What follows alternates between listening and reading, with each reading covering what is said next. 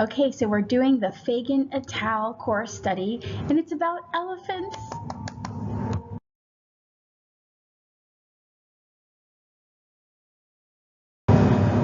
Aren't these elephants beautiful? I love pictures of elephants, or I just love elephants too. All right, so the background of the Fagen et al.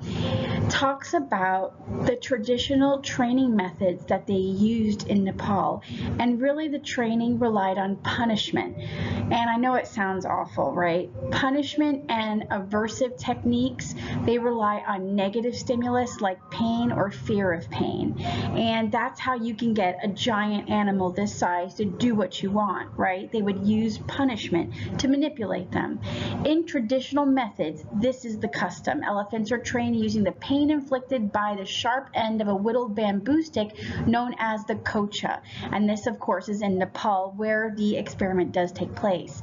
Now, in Nepal, captive elephants management, it's going to rely on an unlimited contact between the handlers and the trainers. And they're going to call this contact free contact. But a different system called protected contact improves the keeper's safety by maintaining a barrier between the handler and the elephants. And that relies solely on positive reinforcement and reward-based training, which that's how Fagen et al. Is conducted. It's not conducted with any punishment, so that's good, right? It's only conducted and facilitated through positive reinforcement or reward-based training. So one form of positive reinforcement used in protected contact utilizes a distinctive sound marker, which acts as a secondary reinforcer or a condition reinforcer. Now let's back up just a second. A secondary reinforcer leads to a primary reinforcer like a food reward. And this secondary marker, have you ever seen people use those dog clickers? It's kind of like the same principle. You click it when they're doing the right thing. That way they know what the behavior is that you want, and they'll repeat it if they get rewarded. So in this case, the sound marker is going to be a whistle, and it's going to lead to a food reward, the primary reinforcer, which is bananas. So after using the sound marker, it's consistently followed by a primary positive reinforcer, which is often food. In this case, it's going to be bananas. And this method is called SPR training, secondary positive reinforcement training, and it's using only reinforcers, no punishers. Now, once the animal is conditioned to the marker reward relationship, the marker can more precisely indicate the moment the animal performs the expected behavior better than food treats alone. So if you're training your dog, for example, to perform some tricks, I definitely think you should invest in one of those little clickers, because those clickers, what they'll do is they'll indicate to the, to your pup or, whatever it is that you're training, which behavior you want repeated, and the clicker will let him know immediately, because you don't want to like shove a reward in his face like as soon as they do the, it doesn't make sense. The clicker really works, so give it a try. So you probably know already that this Fagen et al. Experiment is under the learning perspective in psychology. Fagen, Bandura, and Saavedra Silverman are all under the learning perspective in psychology. So what's the psychology here being investigated? Obviously, it's going to be some kind of conditioning, and this conditioning is operant conditioning. The animal will learn from the consequences of their behavior, and the reinforcers are going to increase the behavior that they want, and the punishers decrease the behavior. But as we said before, they're not using punishment. In the case of Fagen et al., the elephants are not punished. They're just not going to be rewarded, which I guess could be seen as a punishment, but there's no pain inflicted, is my point. So just to give you a little bit of guidance as to operant conditioning and operant conditioning terms, here's a fabulous chart. If it's green, it's a reinforcer. And remember that reinforcers always increase the frequency of behavior. And in red, you have your punishers. And punishers always decrease the frequency of behavior. So let's go back to operant conditioning. Operant conditioning means you operate on your environment, right? You do something first, then the environment gives you feedback. The things that give you positive feedback, like a reward, you tend to do again, right? You'll do them actively again because you know it's going to, likely give you a reward. But if something punishes you, you're more likely not to do it again because you don't like punishment, it doesn't feel good, and you're not likely to repeat it. Now, in the previous slide, you looked at all the different operant conditioning terms. Well, another term is operant conditioning too. It's shaping. Shaping is an operant conditioning technique, and it's a technique that utilizes the idea by reinforcing smaller behaviors that lead to a sequence of behaviors. If you've ever seen, like if you've ever gone to like the Seaquarium, or you go see like the dolphin shows or any of those shows where they involve animals, and you see them doing a sequence of behaviors.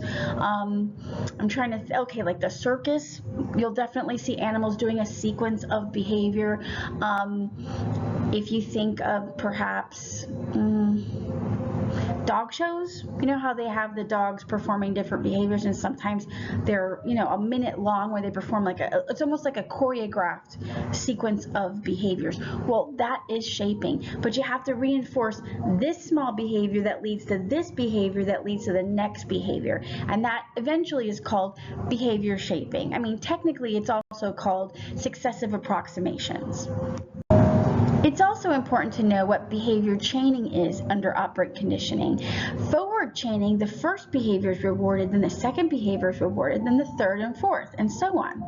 Backward chaining, the final behavior of the sequence is rewarded first, then the trainer works backwards. The primary reinforcer is only ever given after the final behavior is displayed.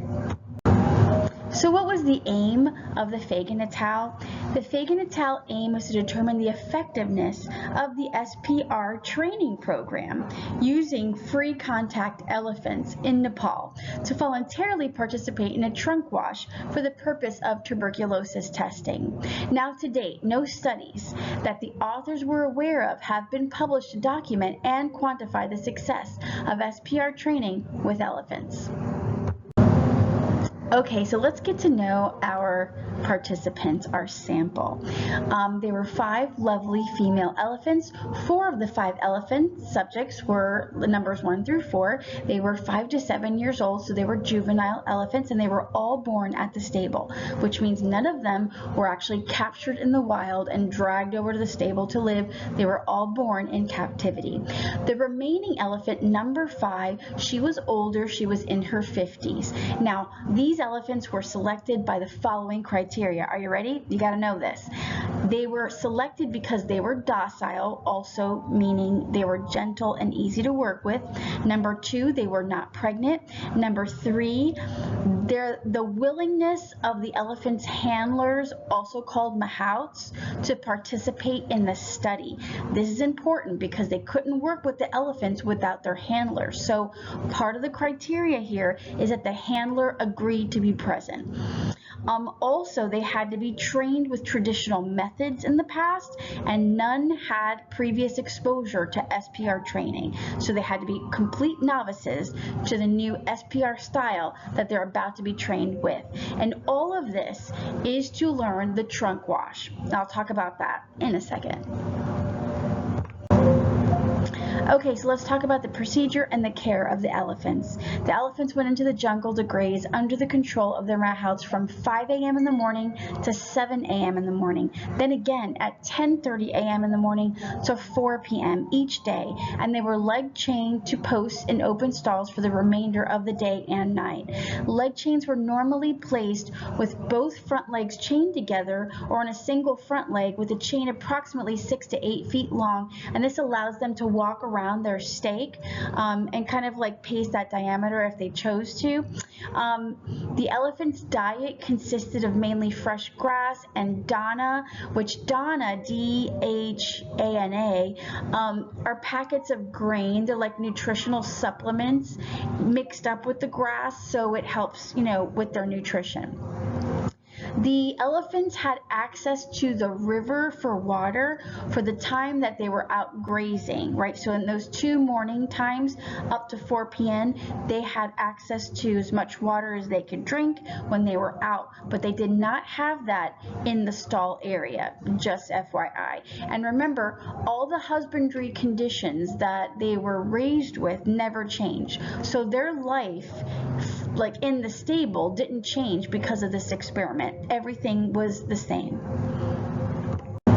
All right, so we already mentioned that they're going to be using SPR training to do these experiments with these elephants. We already made clear that the primary reinforcer would be the chopped bananas, and the secondary reinforcer, or that sound marker, is the whistle blowing. Now, training was conducted during the morning and afternoon sessions, so they would train from 7:30 a.m. to approximately 10 a.m. and then again at 4 p.m. to 7 p.m. Notice that is outside of their grazing time, so it's not like they're taking away their grazing time to eat and go out and frolic and drink, water from the river. They're being trained during the times that they're not grazing. So that's interesting to note. Due to mahout unavailability, not every elephant was trained every session, because remember, the mahout, the handler, has to be present when they're doing these experiments. But no elephant went more than 2 days without training. That's good to know also. Elephants could clearly indicate a preference to not participate in training sessions by walking to the other side of the stall or simply turning away from the trainer. So if the trainer, of course, with the mahout being present, the handler, would get a sense that elephant wasn't up to it or didn't want to or was combative, they knew to leave the elephant alone.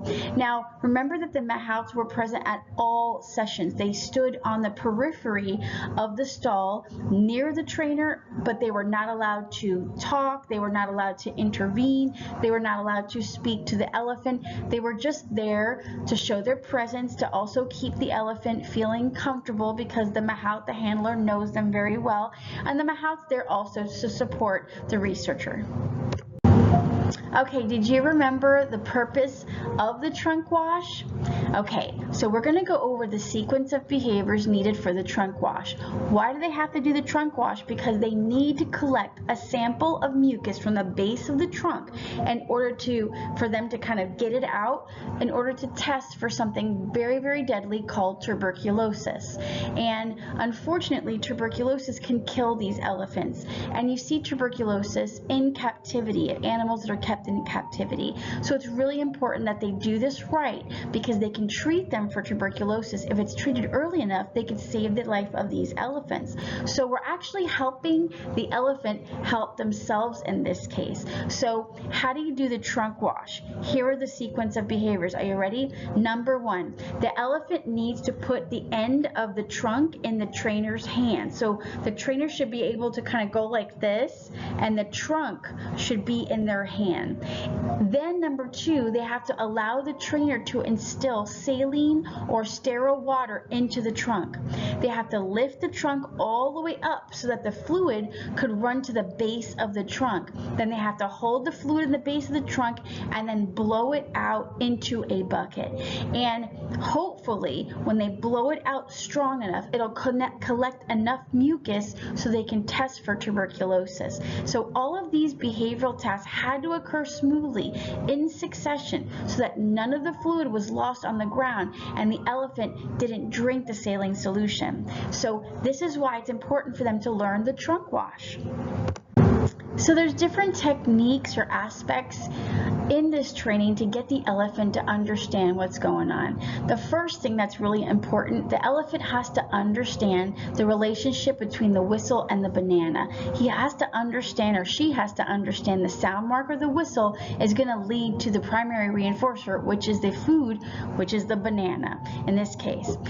So it's important that they understand the relationship between those two things. So training has to happen often so they can put it together. Now, the second thing they have to understand is the capture. This is when elephants are spontaneously performing a behavior necessary for the trunk wash, and then it gets captured by rewarding it with a primary and secondary reinforcer.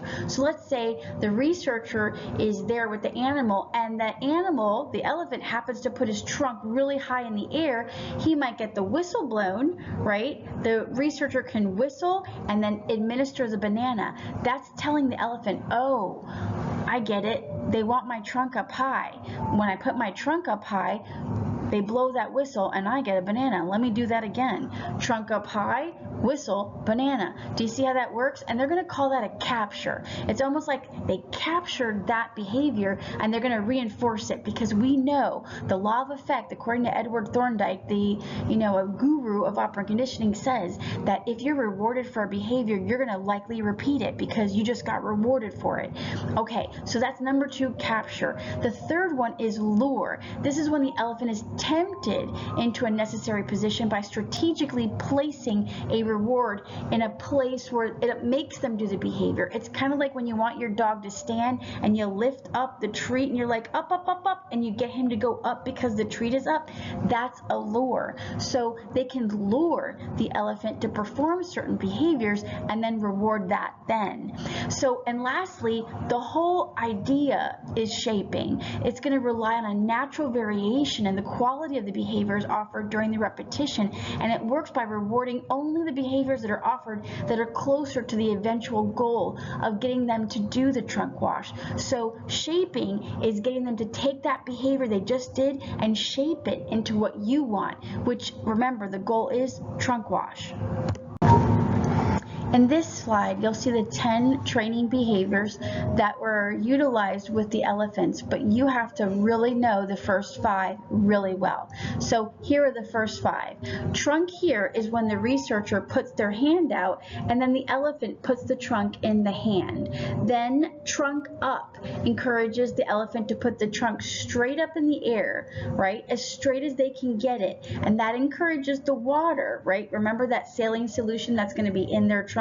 It's going to go to the base of the trunk, collecting all that mucus that they need for testing. Then the trunk's going to go down into a bucket, and the trunk's going to hit that bottom bucket, and then they're going to do the 4th thing, which is blow, and they're going to blow as hard as they can into the bucket, and then that's going to encourage all that mucus from the base of the trunk to go into the bucket. Last but not least, the word is steady. Now that word can be used with any of the other words. For example, when the trunk is up, they could say steady, right? And that encourages the elephant to hold that trunk up still so that the water could flush back to the base of the trunk, right? When they put the trunk down to the bucket, they could say steady, right? While they're lining up the bucket. Then they encourage them to blow into the bucket to collect all the mucus for tuberculosis testing. Now the others that you see here at the end, remember that they were also part of the training technique, but they weren't really needed for the trunk wash. So only after the elephant performed the individual behavior task did the trainer pair a verbal cue with the behavior. A verbal cue were monosyllabic. The ones that they used were monosyllabic, distinctive words created to mean absolutely nothing in either English or Nepal. Now, why is this? They did this to avoid any misconceptions on the mahout's part that the elephant could potentially comprehend the meaning of a verbal cue. Now I tried to look up what these words look like, what they sounded like, and I could not find that. So if you find it, please let me know. So once the elephant was skilled in the 5 basic behavioral tasks that we just talked about, the trainer progressed to creating strings of behaviors through behavior training, right? So they have to learn to blow that liquid into the bucket. Then they're only going to get rewarded if they get it into the bucket. They have to aim for the bottom of the bucket and they have to get it all in there, number 1. Number 2, the trainer's going to use the marker. Remember, the sound marker is the whistle, and they're going to use the primary reinforcer of the banana, but it's only going to be given at the end of a correct sequence. So you only get rewarded if you do it right. And then last last but not least, it's the final stage. It's chaining it all together. So the trunk wash would be consistent, right? And then the trunk, the trunk goes in the hand here, the trunk here, the trunk up, the bucket, and the blow. And remember, the word steady can be used when it's needed. So it could be a long steady when the trunk is up to make sure all the fluid goes to the base of the trunk, and then bucket and blow. And they did the trunk wash. Smooth transitions are something that's very needed with this trunk wash. The elephant was taught to string all the behaviors together in small sequences to ensure a smooth transition. The trainer marks the behaviors at the appropriate times and then follows up with a primary reinforcer, the banana. Once the elephant could comfortably do the varying sequences, the trainer strung together all the behaviors. Trunk here with a short steady, trunk up with a long steady, because we want that water to go down, then bucket and blow. It was also important for them to train the syringe. And what do I mean by training the syringe? They have to train the syringe because they might have like an aversion to the syringe. Because remember, you know, syringes, they might have like an association that it causes pain, or they don't like it, or what is that weird object you're holding in your hand? They don't know. So they have to slowly touch the outside of the trunk tip with the syringe. And then eventually they start to fill the nostrils with the fluid using the syringe. And they started out with small increments of fluid, and all elephants were started at like a 0.9 saline solution as the sample medium, but then it was transitioned to just plain water. Now, once this step in the training process was reached, each elephant was offered water to drink at the beginning of the training session, and this reduced the likelihood of them drinking that yucky saline solution. Just like people have different personalities, so do animals. So let's look at the individual differences and what that might have meant in the SPR training.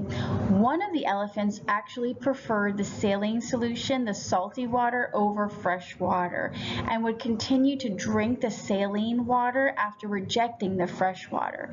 To solve that problem, she was transitioned over immediately to fresh water only instead of the saline as a sample medium, and her success rate improved dramatically with this approach. So what they're trying to tell you here is that each individual elephant, they would have to kind of cater the SPR training method to their individual personalities, and that would cause the biggest success rate. Now, given the individuality of each elephant and different rates of learning, there was actually no prescribed amount of time spent at each stage of the training process. Some elephants learned faster than others. Some would take a behavior on very quickly, and others would lag with other behaviors. It really depended on their personality and what they remembered and what they preferred. So progression through all the training was dictated by the success of the individual elephant, and the training plans were tailor-made for them. So how did they collect their data? Well, the session timing was collected and documented by the assistant, and that was documented by minutes. Now, if something happened that the assistant couldn't document the minutes, they basically just took an average for that particular session. Now, also something else that was collected and documented was the number of offers. An assistant would tally up the total number of times the elephant was given a cue for a certain behavior, and they recorded the number of offers for each behavior. Now, as far as the performance test, it wasn't until after session 10 that they began testing. Every 5 sessions after that, so they would test after number 10, after session 15, after session 20, etc. And in order for them to be considered passing a behavior, they have to get 8 out of 10 correct, which would be like an 80%. So if they had 80% correct on displaying the behavior of the trunk wash, they were considered to be passing. Yeah, let me eat first. Okay, so here's the results. The results were that the 4 juvenile elephants all successfully learned the trunk wash, but guess what? Number 5 did not. The little old lady, the 50-year-old elephant, could not learn the trunk wash, and yeah, disappointing, but the other 4 did, and there's the chart of the results right here next to me. In this chart that I'm showing you here, I'm showing you the total minutes of training for each elephant during the course of all the sessions. And on this lovely graph, you see the mean percentage correct among all the elephants, the overall passing rate. For all the tasks during each test, the participant dropout began occurring after session 25 as participants completed their training. And this right here is the mean percentage of the average sum of all offers made for each of the basic behavioral tasks required to pass a performance test, in isolation or in combination. So let's talk about the results. All the elephants passed all tests for the individual task prior to or during their final testing session with few exceptions. Elephant 5 never passed her blow into the bucket test, never passed the desensitizing to the syringe test, and the steady test. Elephant 2 and 4 also never passed their steady tests, despite being able to pass their full trunk wash test. The ability to pass an individual behavior test was dependent both on the relative difficulty of the task as well as when the task was first introduced to them during the training process. All right, so see this chart, also not decoration, and you are welcome. Nice chart, right? Nice chart. Okay, so let's do the research method. The research method here is an observation. Another technique that's used, you should know, is secondary positive reinforcement, or the SPR training method. The kind of sample technique they used were the 5 elephants, and it was an opportunity sample because they all came from the same stable. Remember, they were all born in captivity in this stable in Nepal. Now, experimental design is not applicable, neither is IVDV, because it's not really an experiment. Even though I kept calling it an experiment, I'm just used to calling these course studies experiments. But remember, it was really an observation, and it was using the SPR technique. No experimental design, no IV, and no DV. Now, the quantitative data, there's a lot of quantitative data that's been collected. How did they collect it? Well, let's look at the session times. That's quantitative. The number of offers they were tallying up, quantitative. The number of training sessions that took to get them to learn the behavior, quantitative. Completion of the task percentages, quantitative. Number of the tests passed, also quantitative. So with animal studies, unlike people studies, right, you usually can access qualitative data by asking follow-up questions, but you can't do that with elephants, so there's no qualitative data. Quantitative, plenty. Qualitative, none. Okay, ACE is going to ask you about the strength and weakness of the study. The strength of the study is going to be the details and how they collected the data. They coded the observations, they allowed objective data to be analyzed, the number of offers needed to pass, right? They had the same strategic behavioral outcome where they had the trunk here, right, trunk up, bucket, blow, like it was all the same. Standardizations that were used, that behavior checklist, defining behaviors, the SPR training time, all of that can be replicated. That's going to lead to a good study on the strong side. Now, what's on the weak side? Here's the weakness here. The outcome could be subjective. The trainer, the researcher, along with the mahout, were in the stall with the elephant. They determined who passed and who didn't. Now, yes, they had a behavior checklist, but the behavior might not have been displayed exactly the same for every single elephant, which gives it a little bit of a bias there. So when you have lack of objectivity and you have a little bit of bias, that's going to be on the weak side. So remember, the trainer did not use the exact same criteria for every behavior response made by the elephant, and that's going to be a weakness.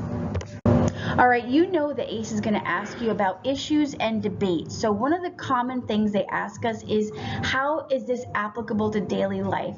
Well, the SPR technique is useful in a variety of different ways. Like I was mentioning before, you can use a little clicker to train your dog to do tricks. But in this case, they're using the SPR technique, which is, ethical, only using reward systems, no punishments, to get them to do a trunk wash, which could potentially save their lives.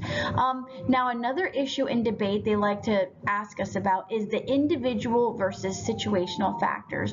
Both sides can be seen here. As far as the individual perspective, performance and training time seen in the animal, some were faster to learn than others, and that's an individual thing. Animals, like people, have their own personalities. Some learn faster than others, and some are, quick to take on certain behaviors as opposed to other behaviors, and that's okay. Now, from the situational perspective, the process of engaging the SPR allowed 4 of the elephants to complete a trunk wash, and in this situation, that never really happened. They couldn't do it without the reward encouragement, so they needed this. The power of the situation, the training, allowed them to do a trunk wash, which can keep them healthy and stave away tuberculosis. Now, another issue in debate that they often ask us about is the nature-nurture controversy. The nurture side, engaging the SPR protocols, helped develop the learning, like the lure and the capture, giving reinforcers, so they're learning this specific behavior. So this is very much about nurture. In the wild, these animals aren't doing this naturally, and so this whole thing is under the learning perspective, so it's going to take the side of nurture for sure. Now, there was no use of children, and there was obviously use of animals, so we really should look at the ethics for how they treated these animals. And even though in Nepal they used the punishment as the main traditional way of training, the SPR method was not used. I mean, they don't use that regularly, but they used it for this experiment or this observation, and it's definitely ethical and it can be repeated. So in conclusion, we know that this study proves that it is feasible to train a juvenile free contact traditionally trained elephant in Nepal who have no prior experience with the SPR training to voluntarily participate in a trunk wash using only SPR techniques.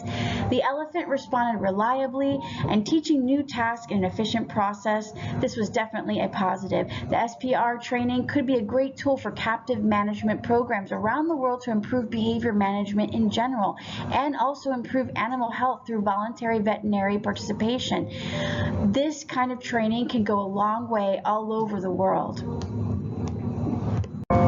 So at the end of every study, we like to fill in our grave. So G for grave is generalizability. The study has poor generalizability, unfortunately, and I'll tell you why. Because only 4 juvenile elephants and 1 older female elephant were used. This might be difficult to generalize because it doesn't include older elephants, it doesn't include male elephants, and it doesn't include elephants from other parts of the world like Africa. It's only elephants from Nepal. So can we actually say that this SPR training method can work for everybody, for all animals everywhere? It's hard to say that when they're using such a small sample, all females, and in just one part of the world. So I guess the answer is it has to be repeated and it has to yield the same results over time with different samples of elephants or animals, and then we could say SPR works for everybody. So generalizability is going to be low. Now the reliability is going to be good as they used strict standardizations. Their procedures were all documented well. They had a behavior checklist. So when it comes to reliability, it's good because it's replicable. Now applicability, we know it's positive because SPR training can be used with animals just like it can be used with people. It's definitely applicable, and it's gentle. It's a way of behavior modifying without the use of punishment. Now validity, it's weak, and I'll tell you why. It's because the measuring of the outcome was subjective. Remember when I talked about how the researcher had to make a judgment call and say, okay, this behavior behavior is passing, this one is not, that's a problem. And that actually can make you question, is this test or this experiment or this observation, are we really seeing what we're intending to see? Are we testing what we're intending to test? And we can't really say that with certainty here, because again, it wasn't like a strict behavior that was like, okay, this is passing and this is not. There were no cameras, there were no videos taking place where we could say, see, the behavior was done properly, so they passed. That's a problem. And remember, we talked about that with the weaknesses. Last but not least, ethics. Now, I know some of us are thinking, but wait a minute, these elephants are being held in captivity. They have chains on their legs. They're chained all day at the stake at night. They're only allowed to graze and drink water during certain times of the day. They don't have access to river water all day, every day, 24/7. And those details might be in your mind like, this is unethical, but you have to measure it in terms of their natural habitat, what they were used to, how they were raised, where they were born, and you have to think that in Nepal, they were all born in captivity, trained with punishment. SPR is a great alternative to that, only using rewards, helping them achieve the trunk wash. They guided by the ethical guidelines. And as far as they're concerned, and as far as the APA is concerned, and the psychological principles that guide ethics regarding the use and care of animals, this is good. So check that one on the list. So the two thumbs down here would be the generalizability and the validity of the test.